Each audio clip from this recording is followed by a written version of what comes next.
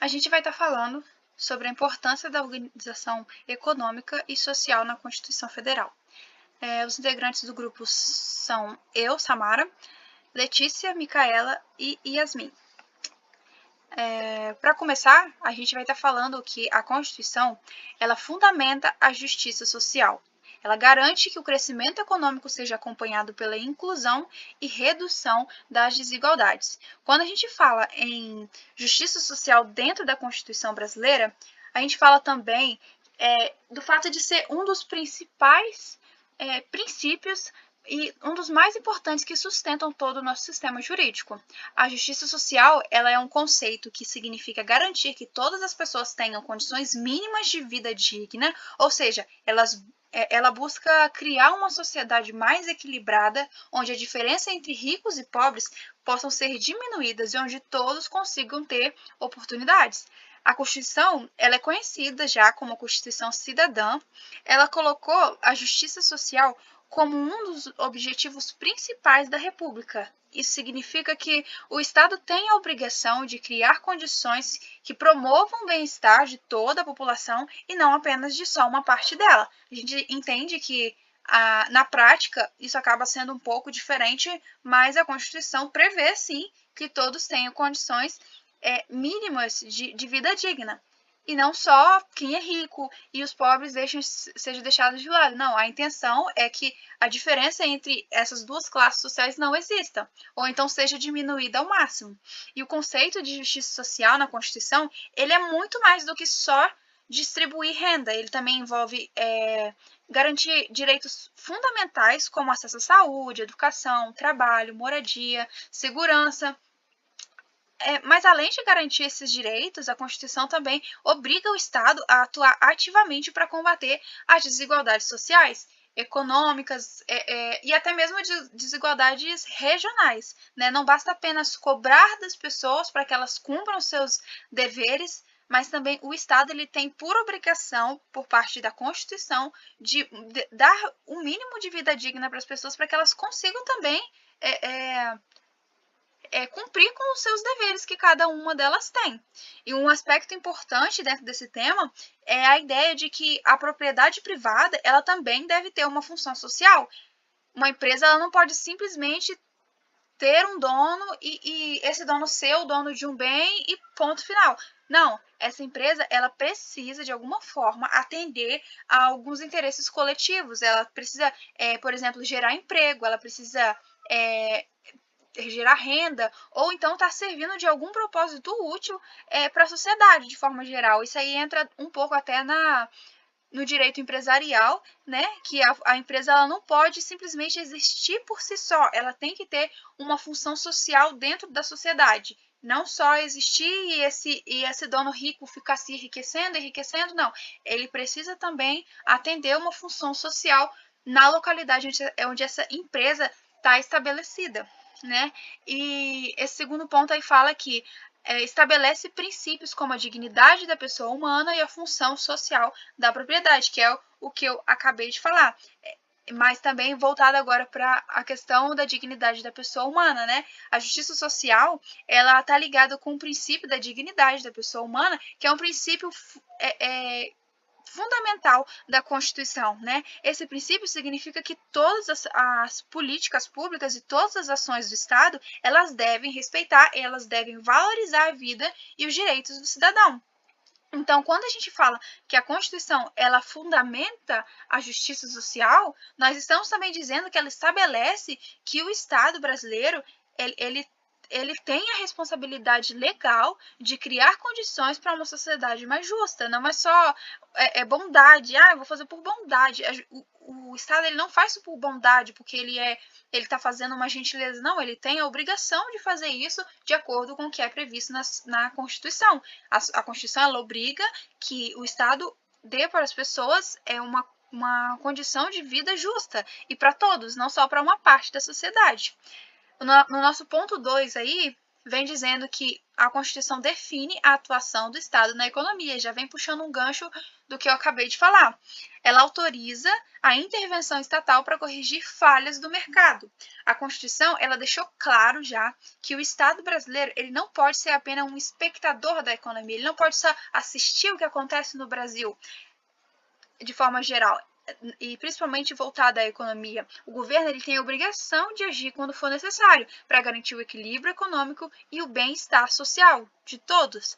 Isso significa que o Estado ele tem o direito e tem o dever de intervir na economia sempre que for preciso. Essa intervenção ela pode acontecer em várias situações, por exemplo, quando há um desemprego em massa, né?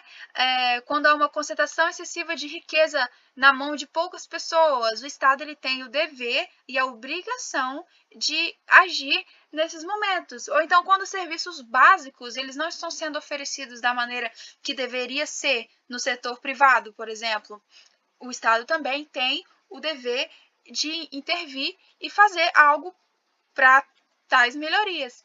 E outro ponto essencial é que a Constituição ela dá ao Estado o poder de corrigir falhas no mercado. Isso acontece quando o mercado por si só já não consegue resolver certos problemas, como falta de alimento, moradia, energia, ou ainda quando há situações que prejudicam os consumidores de alguma forma. A Constituição ela autoriza o Estado a ter uma presença ativa em setores estratégicos, em setores da economia. Isso significa que o Estado pode criar ou manter empresas públicas para garantir que esses setores funcionem e de forma que consiga atender o interesse público de forma geral. Nesse segundo ponto aí do tópico 2, vai falando que permite o planejamento econômico e a promoção do desenvolvimento sustentável. Ou seja, a Constituição ela permite que o Estado regule atividades econômicas, mesmo se elas forem privadas. Isso significa que mesmo setores controlados por empresas particulares, o fato de ser particular não muda a questão de que o governo pode sim criar regras, pode criar limites e também criar diretrizes para proteger o consumidor, para proteger os trabalhadores e também o meio ambiente. Outro aspecto também bem importante é que a Constituição ela autoriza o Estado a adotar medidas emergenciais em situações de crise, por exemplo, mas principalmente situações de crise econômica. Isso garante que o governo possa agir com rapidez para proteger a população em momentos de dificuldade. Então, vale lembrar que a atuação do Estado na economia, ele deve sempre respeitar os princípios da Constituição, já que é ela que impõe, também deve seguir os princípios que essa mesma Constituição dá. E tem alguns como livre iniciativa, né? A valorização do trabalho humano, a defesa do consumidor, a busca pelo desenvolvimento nacional, mas tudo isso com a justiça social, que é o que eu citei anteriormente. Então, o Estado não pode simplesmente agir como quer. A Constituição, ela prevê exatamente o que o Estado deve fazer e como o Estado deve fazer isso. Então, resumindo, a Constituição, ela estabelece a justiça social como um dos seus fundamentos principais, né, obrigando o Estado a adotar políticas que vão promover a igualdade e também a dignidade para todos os cidadãos. Além disso, ela vai definir que o Estado deve ter um papel ativo na economia, podendo intervir, podendo regular, podendo planejar e podendo garantir de forma geral o equilíbrio e o bem-estar de toda a população, tanto em setor privado quanto em setor público também.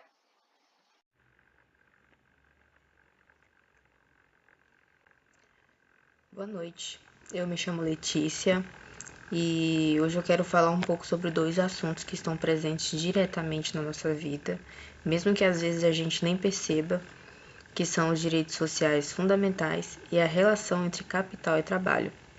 Dois pilares importantíssimos da nossa Constituição de 1988.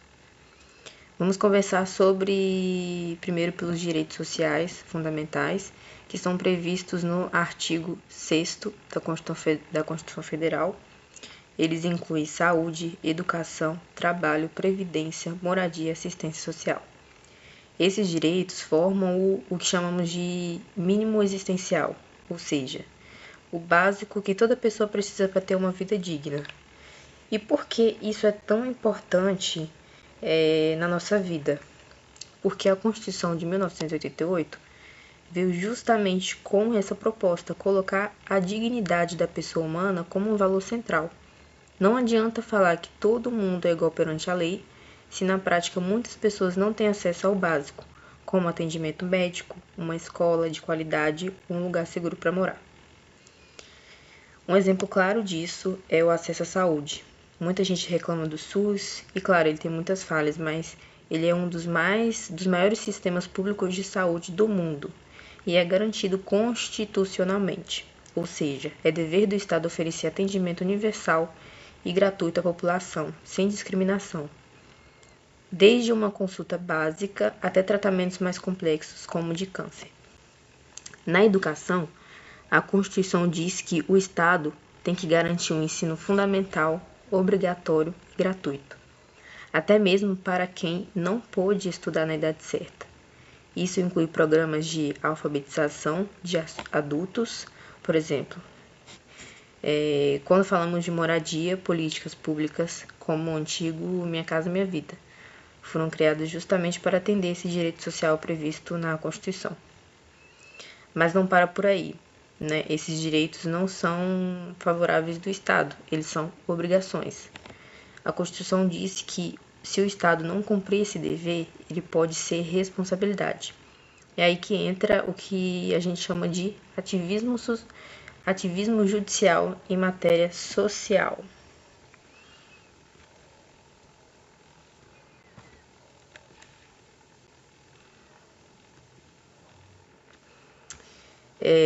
Por exemplo, se uma pessoa precisa de um tratamento médico urgente e o SUS não fornece, ela pode recorrer ao judiciário e o juiz pode obrigar o Estado a fornecer esse tratamento. O mesmo vale para vagas em escola pública ou até benefícios previdenciários que foram negados indevidamente. Agora, passando para o nosso segundo tema, que é relação capital e trabalho, significa proteger o trabalhador frente à lógica do mercado. O artigo 7º da Constituição traz uma série de direitos que garantem condições mínimas de trabalho, como, por exemplo, salário mínimo, jornada máxima de 8 horas por dia e 44 horas por semana, descanso semanal remunerado, 13º salário, FGTS e o direito a férias remuneradas. Esses direitos funcionam como um piso, ou seja, são garantias mínimas que não podem ser retiradas, nem mesmo por acordo. Imagina um trabalhador que por necessidade aceita trabalhar 12 horas por dia por um salário abaixo do mínimo. Isso não pode ser legalizado, porque fere diretamente o que está na Constituição. E além desses direitos, a Constituição também valoriza muito o papel dos sindicatos e da negociação coletiva. Ela reconhece que os trabalhadores têm o direito de se organizar, de formar sindicatos e de negociar suas condições de trabalho de forma coletiva. Isso é muito importante porque nem sempre as leis conseguem prever todas as realidades. Um exemplo disso é um sindicato de professores que pode negociar melhores condições específicas para aquela categoria, como tempo de planejamento fora da sala de aula. Já os bancários podem negociar questões relacionadas a metas e saúde mental. A negociação coletiva permite adaptar as condições de trabalho à realidade de cada profissão, desde que esses acordos respeitem os direitos já garantidos pela Constituição. E essa valorização dos sindicatos está no artigo 8 da Constituição, que se trata da liberdade sindical, que ela reconhece a importância da negociação coletiva como instrumento legítimo para definir direitos e condições de trabalho. Ou seja, o trabalhador pode se filiar a um sindicato ou até mesmo decidir se não se filiar, mas ainda assim ser beneficiado por motivos coletivos feitos por ele. Para fechar, os direitos sociais e as normas trabalhistas que a Constituição garante não estão ali por acaso. Eles refletem uma escolha que o Brasil já fez lá em 1988, a escolha de ser um Estado democrático de direito comprometido com a justiça social. Em resumo, o Estado tem o dever de garantir o básico para uma vida digna, né? E o trabalhador tem proteção mínima assegurada, que não pode ser ignorada, e os sindicatos têm papel fundamental na defesa desses direitos. E o mais importante, conhecer esses direitos é o primeiro passo para poder exigir que eles sejam cumpridos. Obrigada. Um ponto fundamental da Constituição Federal de 1988 é que ela não apenas permite, mas obriga o Estado brasileiro a criar e implementar políticas públicas inclusivas, ou seja, políticas voltadas para o combate à pobreza, a redução das desigualdades e a promoção da justiça social. Isso está claramente expresso em vários artigos da Constituição, como, por exemplo, o artigo 1º, inciso 3, traz a dignidade da pessoa humana como um dos fundamentos do Estado. O artigo 3º, inciso 3, estabelece como objetivo fundamental da República a redução das desigualdades sociais e regionais. Já o artigo 6º trata dos direitos sociais, como saúde, educação, trabalho, moradia, entre outros. Os artigos 23 e 24 definem que é competência comum e concorrente da União, estados e municípios promover o bem-estar da população. E o artigo 170, que trata da ordem econômica, reforça que ela deve estar fundada na valorização do trabalho humano e na justiça social. Todos esses dispositivos mostram que a Constituição de 1988 não é apenas um texto jurídico, mas uma verdadeira base para a construção de uma sociedade mais justa, igualitária e inclusiva. Um dos programas mais importantes sustentados pela Constituição Federal é o SUS, o Sistema Único de Saúde. Ele é o sistema público de saúde do Brasil, gratuito, universal e que atende toda a população, especialmente os mais vulneráveis. Sua base legal está na própria Constituição. O artigo 196 afirma que a saúde é direito de todos e dever do Estado. Já os artigos 198 e 200 tratam da organização, princípios e competências do SUS, como a descentralização, o atendimento integral e a participação da comunidade.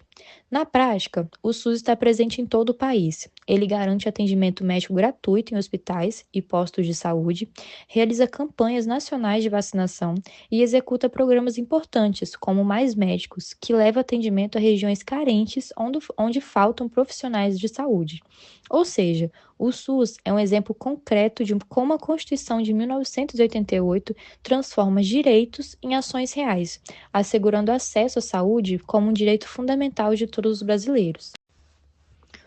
Outro exemplo de programa sustentado pela Constituição são os programas de transferência de renda, como o Bolsa Família e o Auxílio Brasil. Esses programas garantem pagamentos mensais a famílias em situação de pobreza ou extrema pobreza, com algumas condicionalidades, como manter as crianças vacinadas e matriculadas na escola. A base constitucional está em 2 pontos principais. O artigo 6º, que reconhece a assistência social como um direito social, e o artigo 203, inciso 5º, que trata da garantia de renda mínima para a família, especialmente aquelas que se encontram em estado de vulnerabilidade. Um exemplo prático que podemos dar é: imagine uma mãe solo, desempregada, com 2 filhos pequenos. Com esse programa, ela recebe uma ajuda mensal do governo. Em troca, ela precisa levar as crianças ao posto de saúde e garantir a frequência escolar deles. Ou seja, é uma forma de o Estado combater a pobreza e promover também a inclusão social, com base direta na Constituição de 1988. Todos os programas e políticas públicas que mencionamos até aqui estão fundamentados em princípios constitucionais que guiam toda a estrutura da Constituição de 1988. O primeiro e mais importante é a dignidade da pessoa humana, que está no artigo 1º, inciso 3. Ele nos lembra que ninguém deve viver abaixo do mínimo existencial, ou seja, todos têm direito ao básico para viver com dignidade. Outro princípio fundamental é o da solidariedade, no artigo 3º, inciso 1. Isso significa que o Estado tem o dever de promover a cooperação entre os cidadãos e combater a exclusão social. Temos também o princípio da justiça social, no artigo 170, que fala sobre a ordem pública. A Constituição deixa claro que a economia não pode servir apenas ao lucro, mas sim ao bem-estar coletivo. E, por fim, o princípio da redução das desigualdades sociais e regionais, presente no artigo 3º, inciso 3. Ele é um dos objetivos centrais da República Federativa do Brasil. Esses princípios são a base que sustenta todas as ações do Estado voltadas para a inclusão, a proteção social e a construção de uma sociedade mais justa. A Constituição Federal de 1988 reconhece que o Brasil é um país com grandes desigualdades sociais e regionais. Essas diferenças prejudicam a justiça social e colocam em risco a própria unidade do país. Por isso, a Constituição determina que é dever do Estado intervir para reduzir essas desigualdades. E essa intervenção não deve ser somente econômica, mas também social, garantindo acesso a serviços essenciais como a saúde, educação, saneamento básico, moradia e segurança. O que se busca é o desenvolvimento equilibrado, com igualdade de oportunidades para todos. Não importa se a pessoa vive em uma grande capital ou numa região mais carente do interior, por exemplo. Esse princípio está claramente expresso no artigo 3º, inciso 3, que estabelece como um dos objetivos fundamentais da República a redução das desigualdades sociais e regionais. Ou seja, a Constituição exige que o Brasil avance de forma mais justa e inclusiva, diminuindo a exclusão e permitindo que todos possam exercer seus direitos plenamente e contribuir para o crescimento do país. Na prática, a Constituição de 1988 inspira uma série de ações concretas do Estado para reduzir as desigualdades sociais e regionais no Brasil. Um exemplo claro é o investimento em infraestrutura e educação em regiões mais pobres, como o Nordeste, para equilibrar as oportunidades entre diferentes regiões do país. Na área da educação, temos programas como o ProUni, que oferece bolsas de estudo em universidades privadas para estudantes de baixa renda, principalmente de regiões desfavorecidas. Além disso, o governo também ampliou as vagas em escolas técnicas e universidades públicas, aproximando o ensino superior de quem mais precisa. Outro exemplo são os programas de transferência de renda, como Bolsa Família, Auxílio Brasil, que garantem um apoio financeiro mensal às famílias em situação de pobreza. E no campo do desenvolvimento econômico, temos iniciativas como a Zona Franca de Manaus, que oferece incentivos fiscais para atrair empresas e gerar empregos em regiões menos favorecidas, promovendo o crescimento regional. Todos esses exemplos mostram como a Constituição de 1988 vai além da teoria. Ela serve de base para políticas públicas reais e que fazem realmente diferença na vida das pessoas.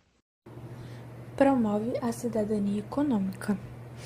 Vamos começar com um conceito que nem sempre é muito falado, mas é essencial: cidadania econômica. Não basta só poder votar ou se expressar livremente. A cidadania também passa por poder trabalhar, empreender, consumir e viver com dignidade. E é exatamente isso que a Constituição garante: o direito de participar ativamente da vida econômica do país. Acesso às ferramentas. Mas como isso funciona na prática?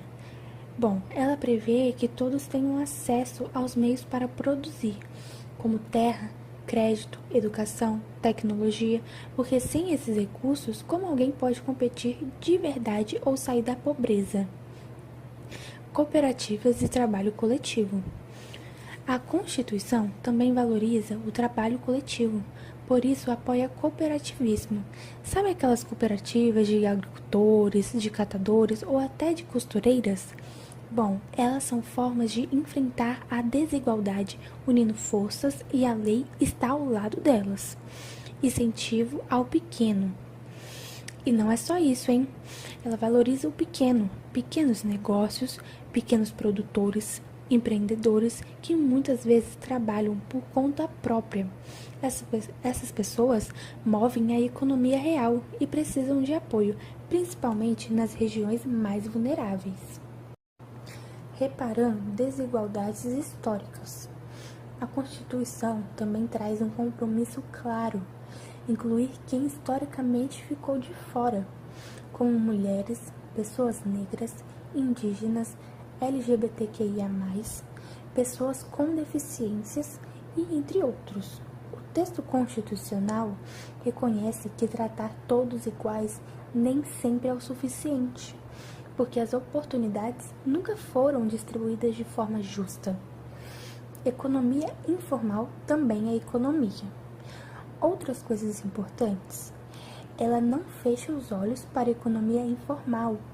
Milhões de brasileiros vivem disso, vendem, produzem, criam seus próprios caminhos. E a Constituição entende que essas formas de trabalho também merecem ser reconhecidas e valorizadas. Exemplos práticos. Isso tudo não é só teoria, viu? Existem políticas públicas baseadas nesses princípios, como o Pronamp, que dá crédito com menos burocracia para pequenos negócios, apoio a cooperativas de reciclagem, como a dos catadores de papel, o microcrédito orientado para quem quer começar um pequeno negócio, e até incubadoras sociais, que ajudam ideias a virarem projetos reais.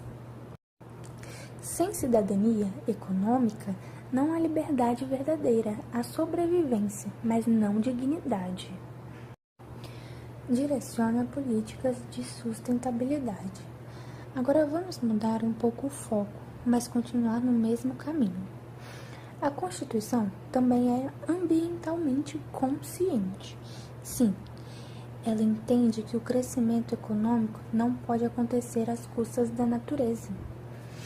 Crescer, mas com responsabilidade. O artigo 170, por exemplo, afirma que a economia brasileira deve respeitar o meio ambiente, ou seja, desenvolvimento, sim, mas não de qualquer jeito. Direito ao meio ambiente equilibrado. E tem mais. O artigo 225 deixa claro que o meio ambiente é um direito de todos. E mais do que isso, é dever de todos cuidar dele para as gerações futuras. Mas e na prática? Isso muda o quê? Bom, na prática, esse cuidado virou base para várias leis importantes, como a Política Nacional do Meio Ambiente, o Código Florestal, a Lei de Crimes Ambientais e a Política Nacional de Resíduos Sólidos. Também é por causa da Constituição que grandes obras precisam de licenciamento ambiental. Nada de construir uma hidrelétrica ou mineradora sem avaliar os impactos. Transição para a economia verde. Mais do que proteger, a Constituição também aponta o caminho. Ela incentiva a chamada economia verde, que investe em energias limpas, produção sustentável, agricultura que respeita o solo e a biodiversidade. É sobre inovar sem destruir. O tripé do desenvolvimento sustentável. O desenvolvimento sustentável tem 3 pernas e todas precisam estar bem firmes. A economia, crescer de forma justa, o meio ambiente, preservar o que temos, e a sociedade, garantir qualidade de vida para todos. Essa visão está no coração da Constituição de 1988. Desenvolver sem destruir. Esse é o papel da Constituição na economia do futuro. Chegando ao fim, a Constituição de 1988 não é apenas uma carta de direitos. Ela é um plano de construção coletiva, um convite para o país mais justo, mais solidário e mais consciente. Ela entende que liberdade não se resume ao direito de ir e vir. Liberdade também é ter onde morar, onde comer, acesso à saúde, educação, trabalho digno. É participar da economia com igualdade de condições. É empreender, inovar, consumir e crescer, sem que isso dependa do seu sobrenome, da sua cor de pele, do lugar onde você nasceu. Ao estabelecer a dignidade da pessoa humana como fundamento, a Constituição nos diz que nenhuma sociedade é verdadeiramente livre, enquanto milhões lutam apenas para sobreviver. Mas ela não para por aí. Ela também nos lembra que o planeta que habitamos é finito, que não há progresso possível se o preço for colapso ambiental. Por isso, ela exige que a ordem econômica respeite a natureza, que grandes obras passem por licenciamento ambiental, que o crescimento venha junto com a responsabilidade. A Constituição nos convida a construir um Brasil onde o desenvolvimento não seja privilégio de poucos e sim direito de todos, onde o Estado assuma seu papel de garantidor de justiça, onde a economia funcione a serviço da sociedade e onde o futuro seja pensado com os pés no presente e os olhos no que deixamos para as próximas gerações, porque no fim das contas, a Constituição de 1988 é sobre isso, sobre não deixar ninguém para trás, sobre fazer do direito uma ponte para a transformação e sobre lembrar todos os dias que um país justo se constrói com dignidade, equidade e coragem para fazer diferente.